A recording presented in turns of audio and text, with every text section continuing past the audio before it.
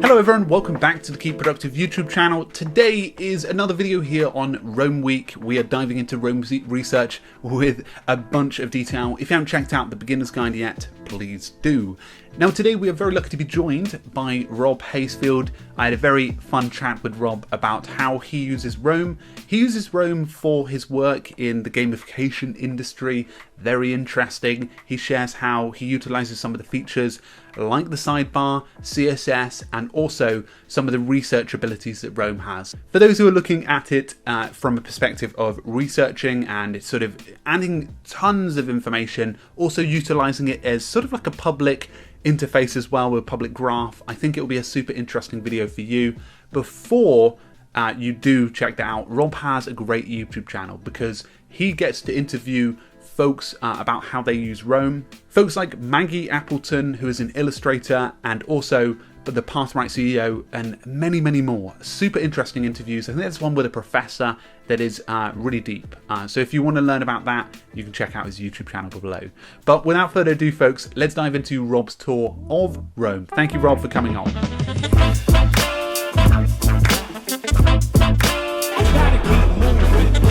Hello everyone, welcome back to the Keep Productive YouTube channel. Today we are joined by Rob Haisfield. So it is going to be another Rome feature. We're actually going to be diving into his Rome account.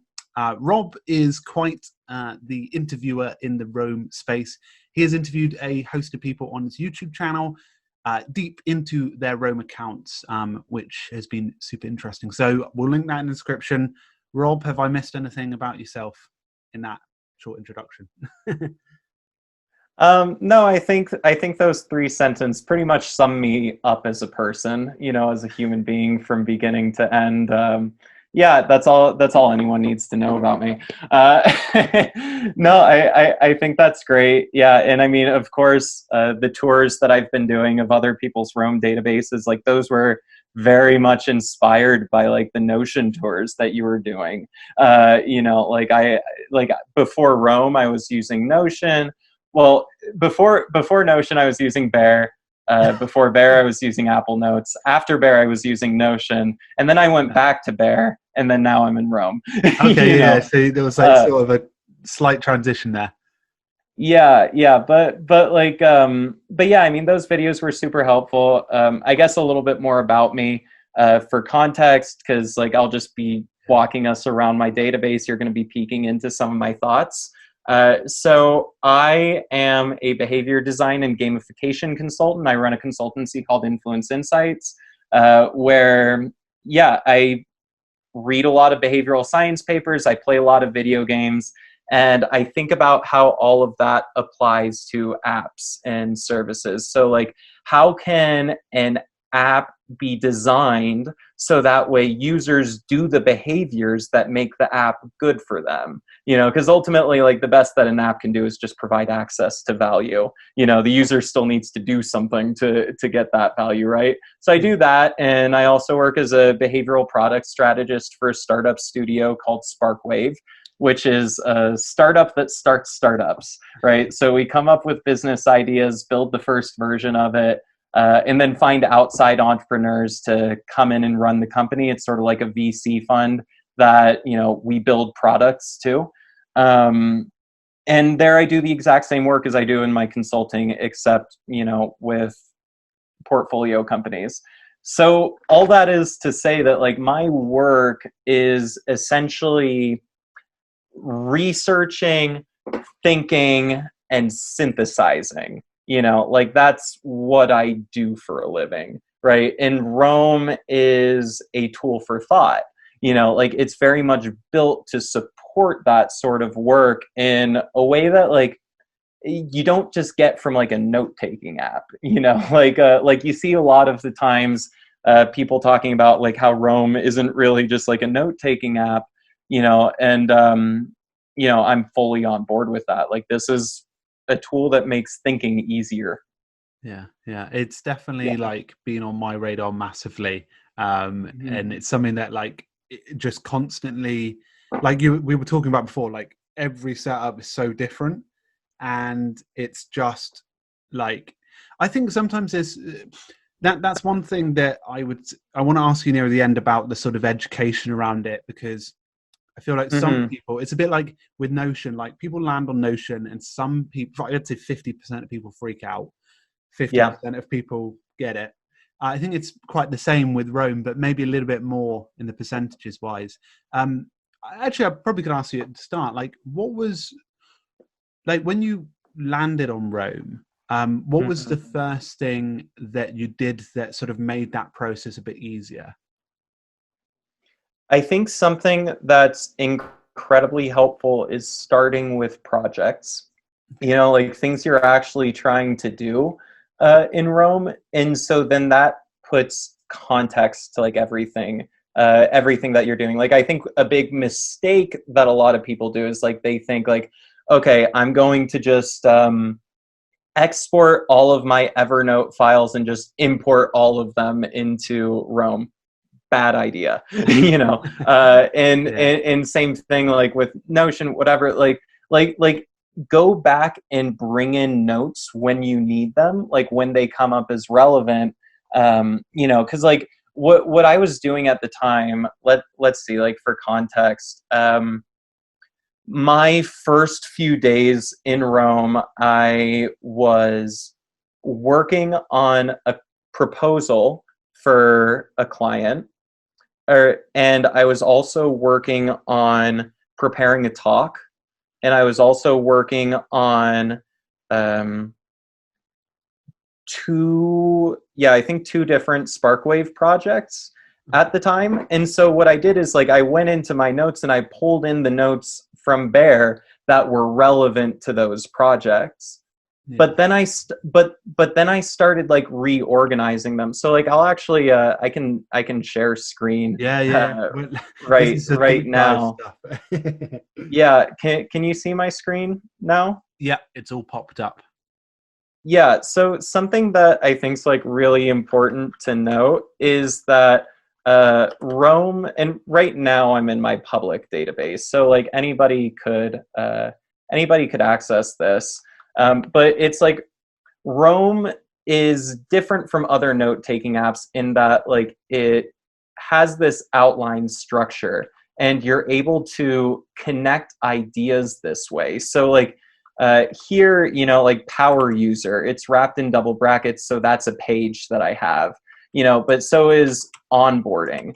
And so by having both of those in this block, it shows Rome that the ideas are related to each other, and then the same thing happens with, like it knows that power user is related to mental models, because block C1 is a child node of block A1, or is a child node of block A1, and so basically like what I'm trying to say is like as I was going through my notes, I'm just gonna collapse this because it might be a little bit overwhelming to look at the moment, but it's like as I was going through my notes and bringing those in, I was actually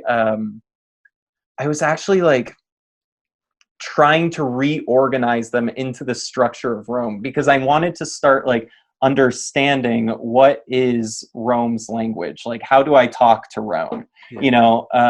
Because it's not the same way that you talk to Bear or you talk to Notion, right? So yeah, I mean, like that's really what I started doing. I was just bringing in notes that were relevant to a project. I think one of the other big things that helped Rome click for me, unfortunately, I can't really show this page, but it was because I started using it right around Christmas time. And so I was like, okay, I'm going to reflect on 2019. And so I started journaling and just thinking about 2019 as a whole. And I was tagging up pages, like I was putting double brackets around things, just as it felt necessary. And I was able to start seeing connections build up, like I was able to see, like I was able to talk about like a specific client project, and I would name that client project with a page name. But then also like I was able to, like, as I went, like here, I have a page for startup or for for advice to myself, you know, and I was just like adding things in. And so like I can look into the linked references for this, you know, and I can see every note that I've written about where I've given myself advice, you know. So like here I can actually see like advice to self from my dad. It's like linked here from like journal, you know, because I have like a page for journaling.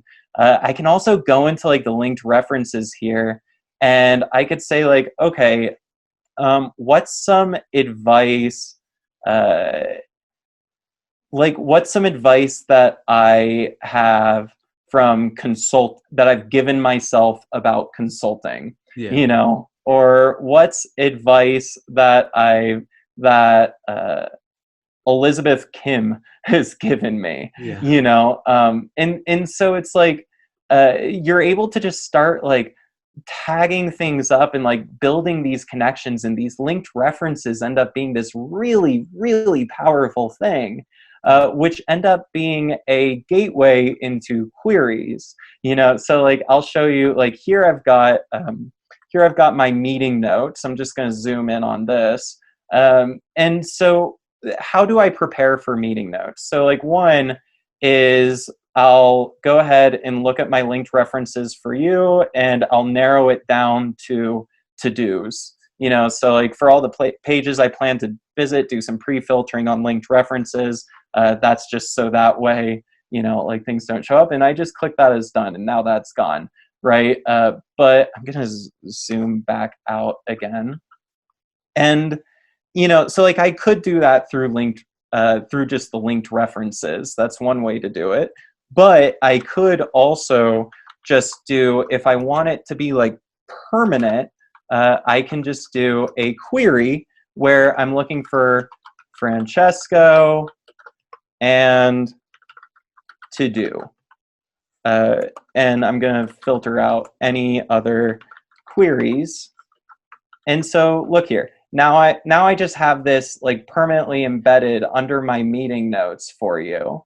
I can do that for like my different projects. So like for my projects, like one of the main things that I use to keep track of my thoughts, because again, one of my main needs is that I need to like develop my thoughts over time. You know, I need to think through things. So like I keep track of any open questions, you know, and so I might do like, I don't have a good example that I can show you that wouldn't be that wouldn't give something away, but like so I'll do like open questions that are to-dos, you know, and that will show me just like before a meeting, what are my open questions related to this person, or what are my open questions related to this project, right? Yeah, That's really cool. I like how I like, so Connor this morning tasked me to mm-hmm. have a little bit of a sort of deep dive, at least 5 hours in Rome, which I'm excited for. And the advice to self thing I really like, because like there you literally have a historical guide to advice to yourself. And he actually used an example of the child memories with his own child, like being able to capture the memories and have this log. I really like that. So yeah, I'll be taking that away, definitely. Yeah, and I mean, like Rome also does other things. Like, I mean, meeting notes is just like one of the easiest things to do in Rome that I think shows a lot of value to anyone, you know, because like I can look at my meeting notes and filter them in the same way that I was showing you filtering earlier, based on who was involved with the meeting, or based on like what the overall project is.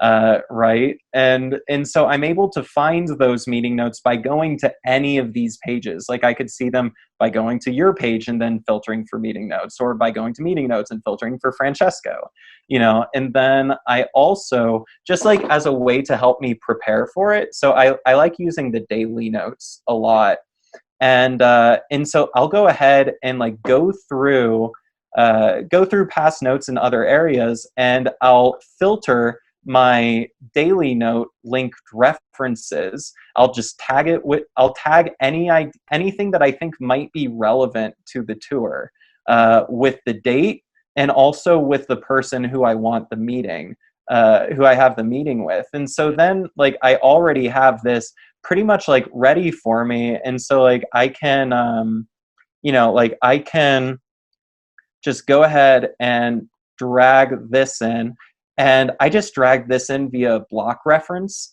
And so what's a block reference? This basically means that this is not the block itself, but this is over here. So I can edit this from here, hello, and see it edits over there, and it's going to edit in every single location where I have that block reference. And so that allows me to like kind of like move around thoughts and ideas without removing the original context of it, and without having to maintain a lot of copy paste situations, right? So here I'll like show you something that I like doing. Also, you'll notice that I have a pretty wacky CSS. Like, yes, I'll just, one of my questions was going to be like, turning it off. This is what it looks like. Yeah, this is it's normal. This is default. But I like this because it just lets me see multiple things at once in a little bit easier of a way. And again, this just goes towards this idea of like I'm playing around with multiple ideas at once. So like one of the things that I like doing in Rome, so I think this is just like a generally important thing to think about, is if you're working on something and you work on it multiple times, then maybe there's a way that you can abstract it a little bit, so that way you can use it again in multiple situations and save yourself a little bit of work. So like for me, like whenever I come across this interesting idea, so like failure, for example, I'm gonna go to my page. This is back in my public database. So I think that like a really important thing for apps to consider is the failure states of users. Like what are the moments where a user messes up? Because those moments and bringing people back from those moments is one of the most important things that you can do for retention, right? Like, so it's like in game design, for example, like games know that when you're playing a game, failure is inevitable, right? So they explicitly design for failure. So like in Hollow Knight, and I just opened up this specific block as another area of this, just so that way I can zoom in on it a little bit. But in Hollow Knight, like, and the same thing happens in Dark Souls. General premise of it is you're exploring around this map, you're collecting currency, and you're fighting monsters. And whenever you die, you lose all of the currency that you've earned so far, and you return to a previous save state position, like just an earlier area in the map. And so if I stopped there, that'd be like super, like that would sound really discouraging. But, like here we have streak counters. That's essentially the same thing. Like I work up days in a row where I'm doing some activity, where I'm building some habit, and that makes me feel as though like I'm gaining something. It's based on the endowment effect and loss aversion, which are just saying that like when we take a sense of ownership over something, we really don't like losing it. We place a lot of value on it. So like in a streak counter, I'm getting multiple days in a row, and I am building up this sense of ownership over my progress. But then as soon as I lose it, it starts over, from the beginning.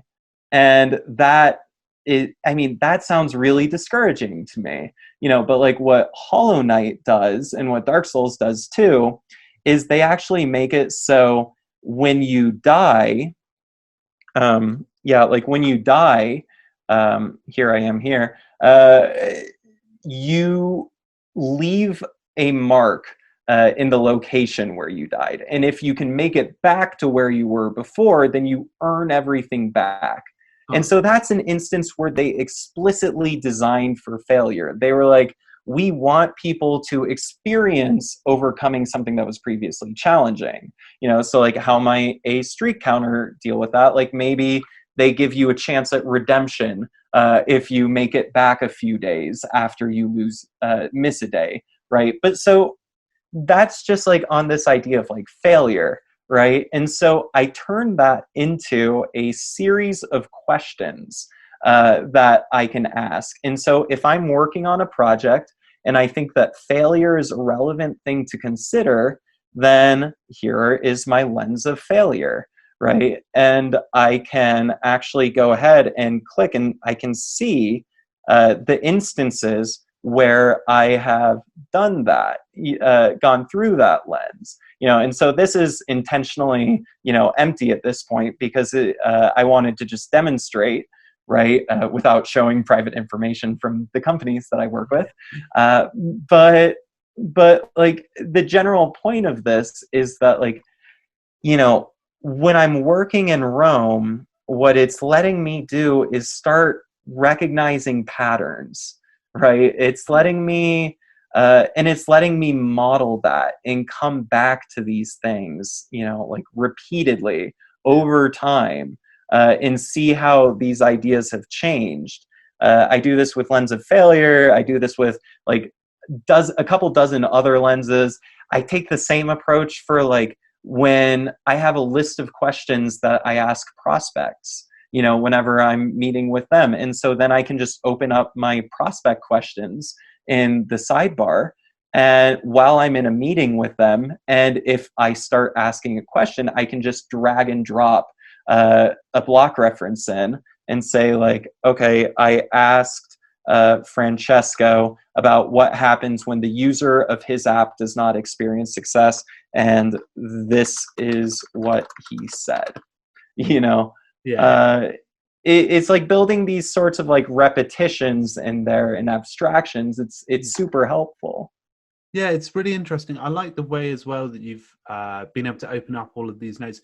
Is that something that you do quite regularly when you're taking these notes, is have them all open and sort of build on them in these blocks? Oh, absolutely. Here, I'll show you a really great example of this. So one idea that I've been thinking about lately, I'm actually going to go ahead and open this page in the sidebar, but is that there could be many genres of gamification, right? And because like, I think a problem is that when people think about gamification, they think about points, badges, and leaderboards, right? But I'm going to go ahead and just say, like, designers aren't being inspired by games. Instead, they're being inspired by other gamification, and so what this essentially means is that we have the Foursquare genre of gamification. And so what you'll actually see here is like that I just did is that like this block right here, you can see that it's formatted a little bit different. That's because it's a block reference. So I actually first talked about this here in my page for most gamification is pretty bad, and so I'm able to like, these block references are able to help me like reuse ideas, right? And so I have this, there could be many genres of gamification, and I was trying to flesh out this idea of what a roguelike genre of gamification would be like. And so what you'll actually notice in here is like, here, look at this block.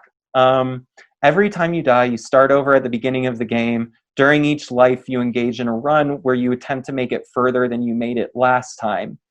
That was actually from this page where, that was from this page where I was talking about just roguelikes in a little bit more abstract of a sense, and so I was able to like bring that in via block reference to my roguelike genre of gamification page and start synthesizing ideas here. So like, you'll see I like mix in though also just my own thoughts on this specific thing. And that's just something I like to refer to as up and down, learning by going up and down the ladder of abstraction, right? You know, so it's like working on something specific. Like if I'm working on a specific problem for a specific app, I might think to myself, okay, is there a more abstract version of this? And so I can go to that level, and that can help me get out of a writer's block, you know, and also it can help me generalize to other projects, you know. And so now, like for roguelike, you know, like here I'm talking about flashcards in a roguelike structure. Let's say I wanted to talk about, you know, some other concept in a roguelike structure. You know, then I can start doing the same thing and like dragging and dropping these block references in and building on ideas that way. And you know, like I think that this is it's just like, it's one of those things, like when people say that Rome is a tool for thought, you know, like this is some of the stuff that they're referring to, you know, like it helps you actually like think through things. Yeah, it with this example, it definitely looks much more like the brain, well, your brain at least, Yeah. as it goes bigger and bigger. One of the questions I had with you was around capturing stuff. Uh-huh. So I'm guessing you use the web version. Do you use the mobile web version?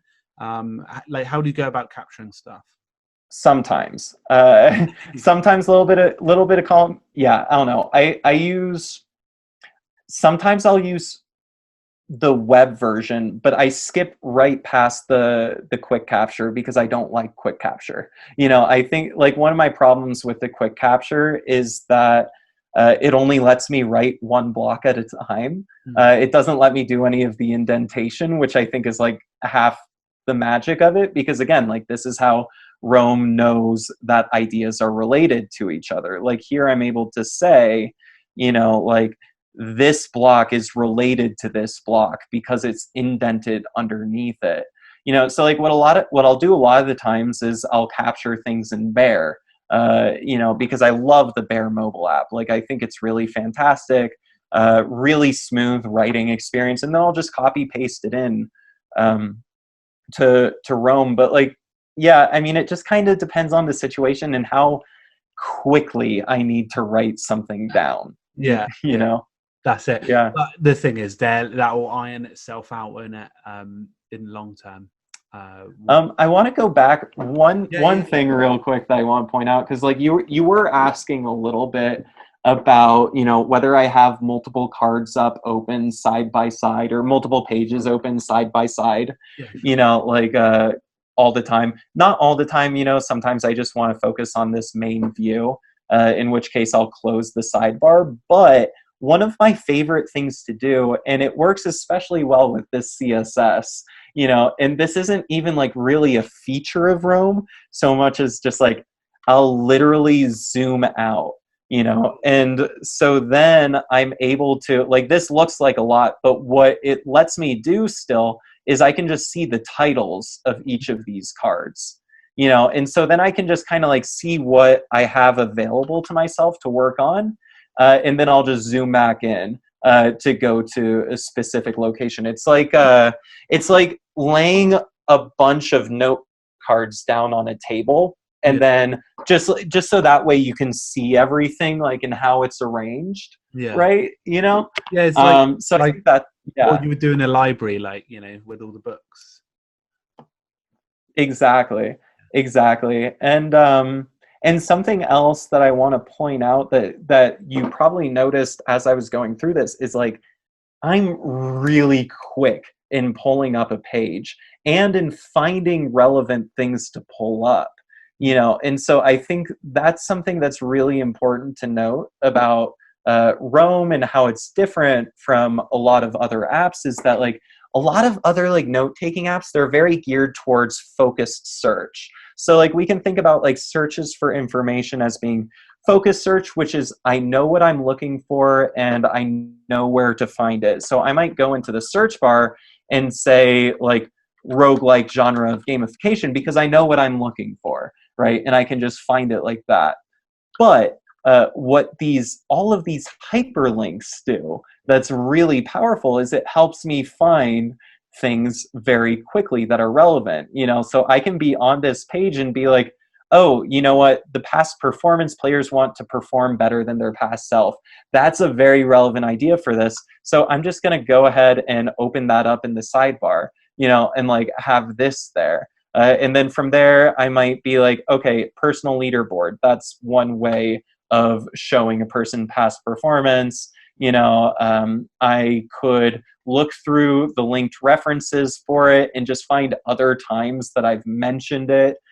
So it's very much geared towards like helping you to explore and find things. Even when you don't know exactly what you're looking for, you can still find it. And that's like where Connor's said it a few times before, where it's like one of his main KPIs of like an effective note-taking system is, does it surprise you? Does it show you things that you wouldn't necessarily have predicted you'd find, but are relevant? So like that's also like one of my goals with this public Roam database is I want it to be true that people can like start on my Roam database and they will not know what they're looking for, but they'll still find things that are relevant to them, and they'll find it efficiently because the hyperlink structure, the block references, the page references, those all support people finding what's important. Yeah, that makes sense.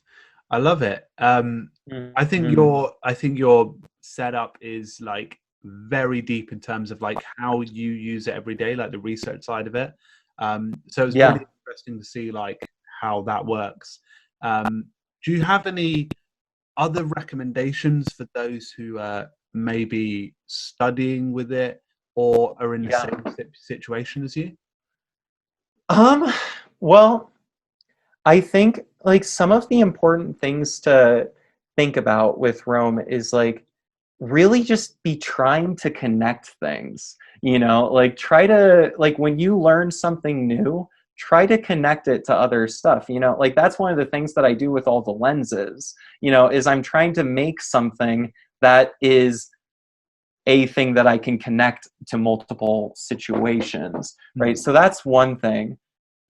Another is I think that a lot of people, when they're thinking about note taking, they get they think about it in the context of school.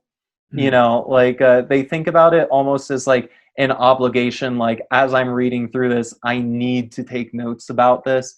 Like I don't think that's really what's important so much. Like what I think is important to think about is like what knowledge do you want to make sure you have access to in the future?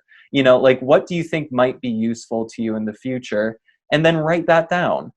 Because if you put it into Rome, then you'll be able to find it later. Like that's one of the things that I think about a lot is that I am 2 years into my behavior, roughly 2 years into my behavior design career. I can very much see myself doing more or less the same type of work 10 years down the line, right? But my worst case scenario would be that 10 years down the line, I'm doing the same work, but my ideas, my thoughts, my questions, those are all based on recent memory. Yeah. Because that's what happens when you don't have a good note-taking system.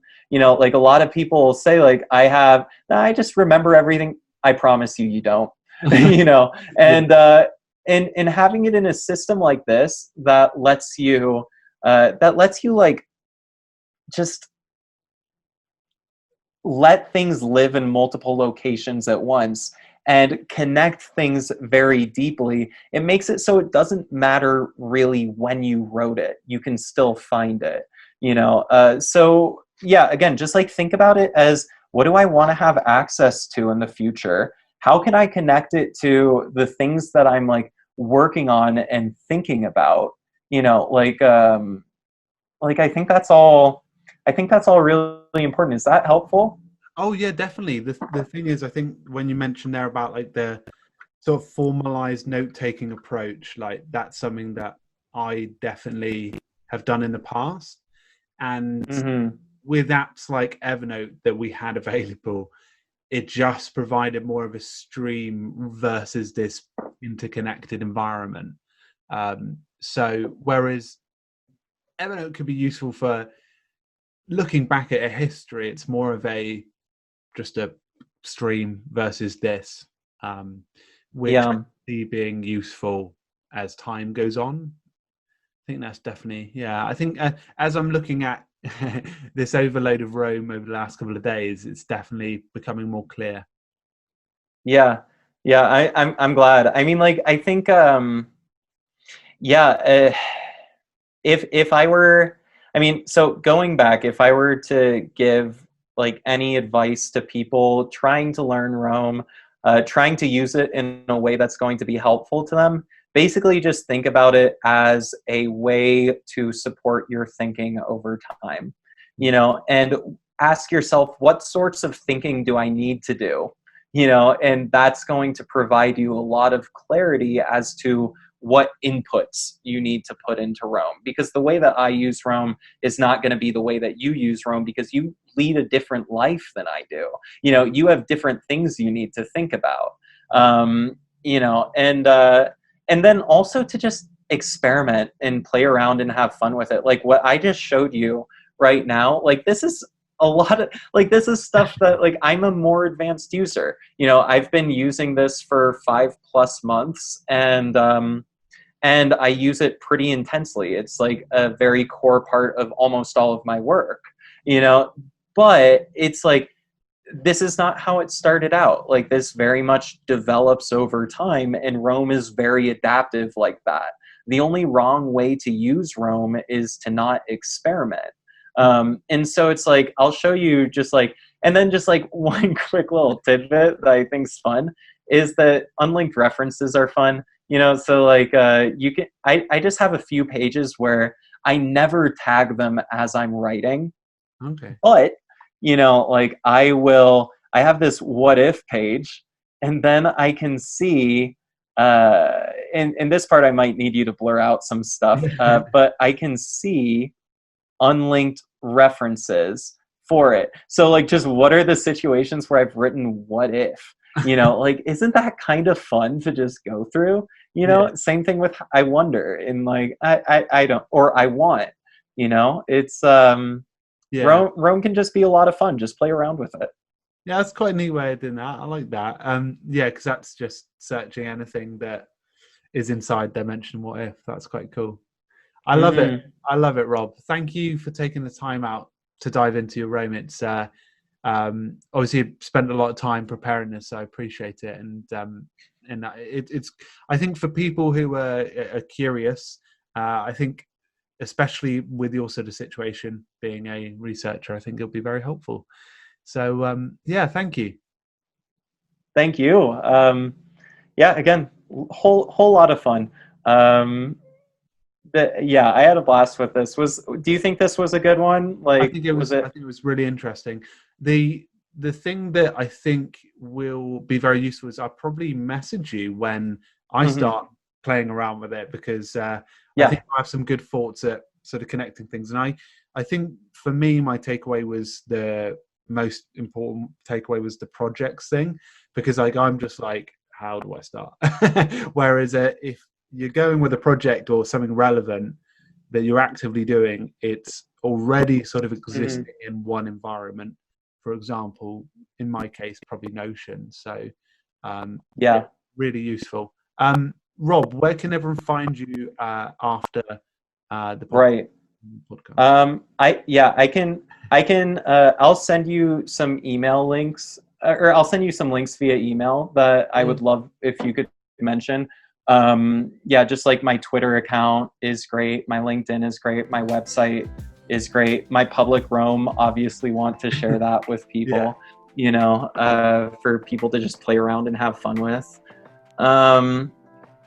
Yeah, let me think. if there's anything else. Do you want me to show you like real quick a couple cool things that just like were so weird and hacky that I couldn't even think about showing it in the tour, but I just think it's cool. Go on then. Yeah. Okay, great. Okay.